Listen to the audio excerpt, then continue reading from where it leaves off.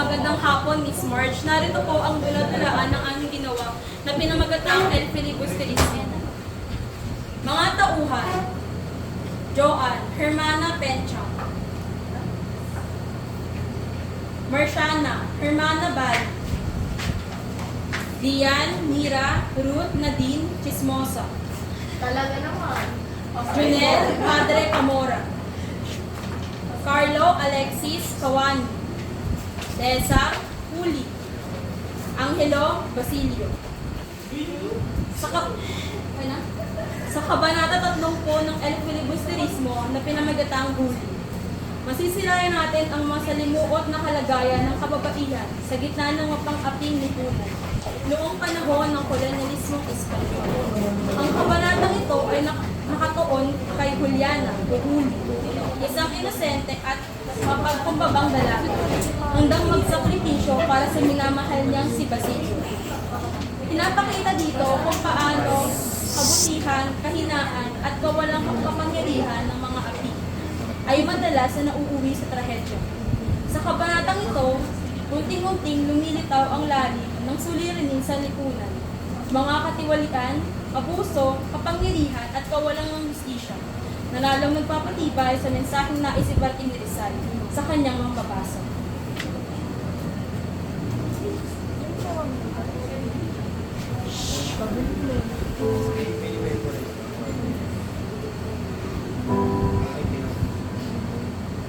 Diyos ko, tinulaan niyo kung suwi. Sa lugar ng tinig.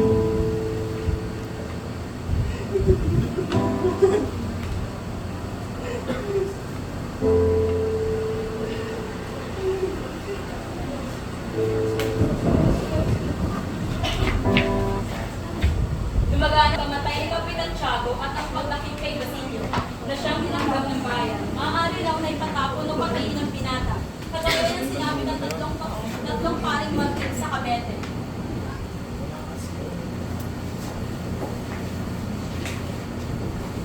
Mga amiga, kumusta? Ano ba ang kumakalat na balita sa bayan? Ay, ito amiga. Alam niyo na ba ang balitang kumakalat sa bayan? Alam niyo ba? Diyos ko, si Kapitan Tiago. Pumanaw na.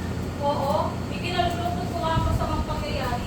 Marami pa namang tao katulungan ang kaaw-awang kapitan. Hindi nga ko isa pa si Basilio ay siyang dinakit din. Ha? Ano? Si Basilio? Oo, maaari na na ipinatapon at pinapatay sila gaya ng tatlong paring martir sa Cavite. Nagawa nila iyon sa tatlong paring at pa kaya kay Basilio. Diyos mio, parusa sa kanya ng Panginoon. Mabuti na lamang at agad kong napalis si Uli. Ayoko na maaway ang mga driver.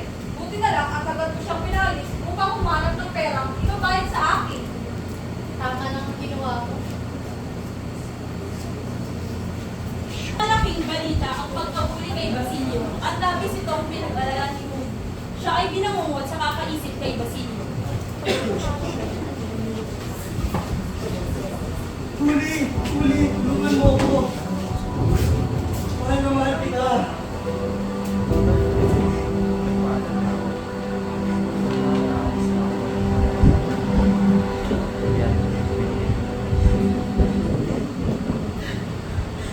Basilio! Panginoon ko! Lumayo si Basilio!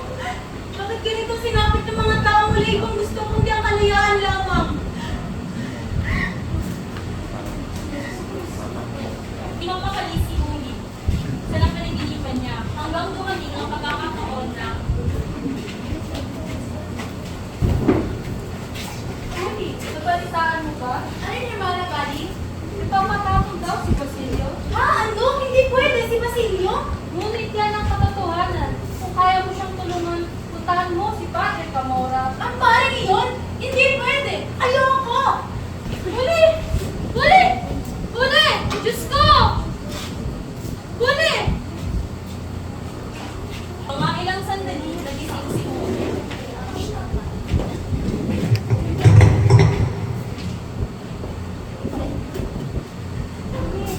Huli.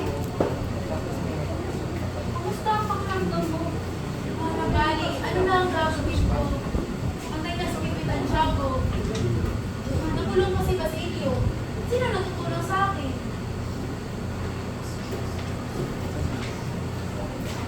kasabihan,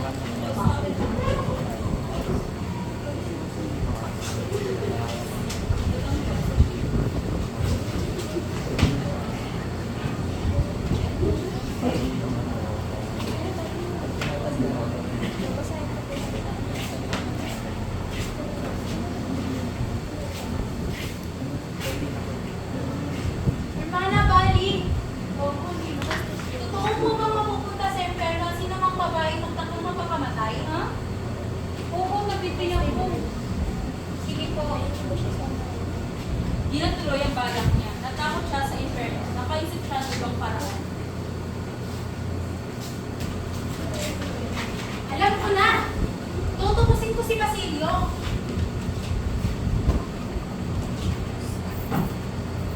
Isa, dalawa, tatlo, apat, lima, 20. Ngunit hindi ito sapat para matubos ko si Basilio.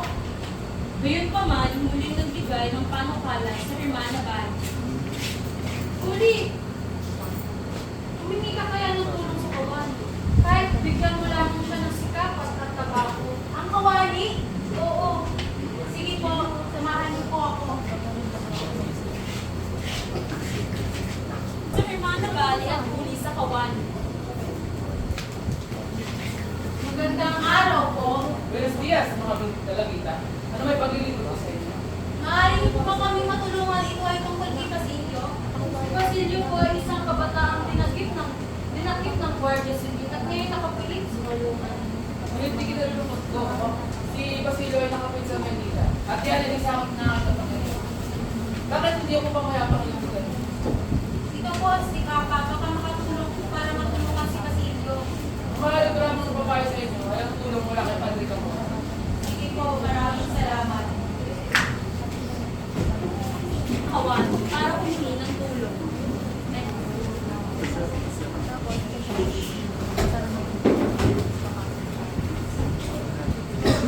Magandang araw po. Anong may tutulong ko sa inyo? Maaari niyo po ba kami matulungan? Ito ay tungkol kay Basilio, ang anak ng kasintahan. Kailan ba? Pauman. Ngunit si Padre Camora lamang ang pamangkin. Ito po, tabakong gusto kong ibigay sa inyo. Baka po maaaring matulungan pag may maano po kayo sa kay Basilio na nakupo. Maraming salamat. Hermana, kanino na ang gagawin ko? Punta tayo kay Hermana Bercha. Hindi tayo. Magandang araw po. Magandang araw mga pinipili. Ano ang aking ipaglilingkod sa inyo? Hihingi po sana ako ng tulong niyo na palayain si Basilio. Palayain? Ngunit hindi ako makakatulong sa inyo. Isa lamang ang makakatulong sa inyo. Kung hindi si Padre Camora. Kung iyong nanaisin. Sige, Maraming Nagdambak ang payo. Ayaw ni Huli na magkawin sila sa kumbento. Pagkit, Hermana Bali ang kanilan. Si Padre Camora ay tinaguri ang si Caballo, sadyang malikot sa babae. Hindi ko na alam ang gagawin ko. Paano ko tutulungan si Basilio? Panginoon ko. Ano ang gagawin ko?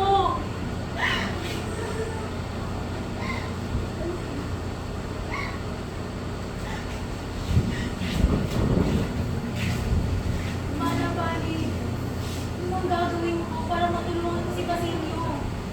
Bakit si Padre Camora lang ang makakatulong sa'yo? Puntahan na natin siya. At balisang balisa, dahil hindi na niya alam kung anong gagawin.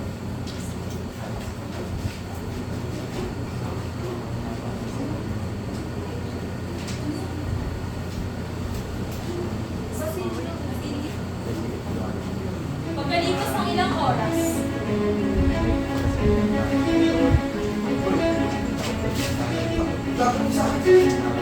Ako ay isa.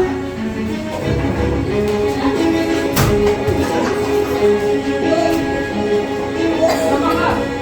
Sama! Huli! Huli! Huli ka! Si Basilio ipapatapon na daw sa Carolinas! Ayoko!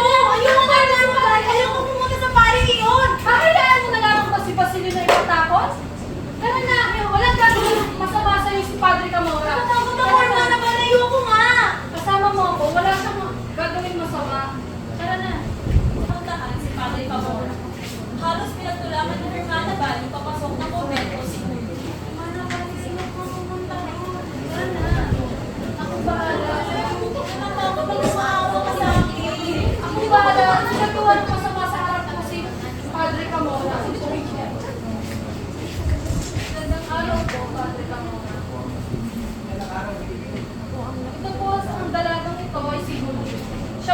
kasintahan ni Basilio.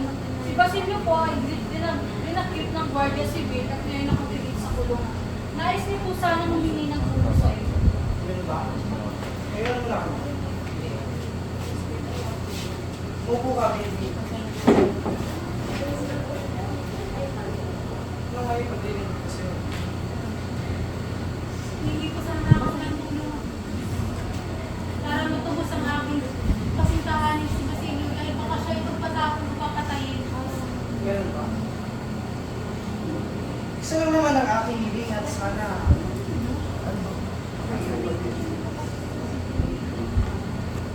Ayoko! Ayoko! Isa lang! Ayoko! Isa lang! Ayoko po! Isa lang!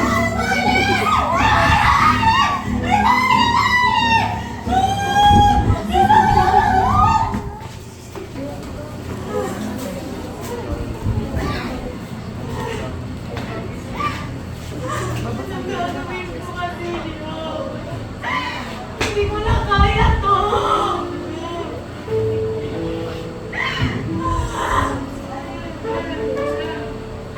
Basilio, bakit mo ako kinalaman? Basilio! Ng kumbento at kaya dinampot sa bato nakapundon sa ibaba. Huli! Kristo! Huli! Huli! Anong ginawa mo? Patawarin ka ng ng Panginoong Diyos! Huli!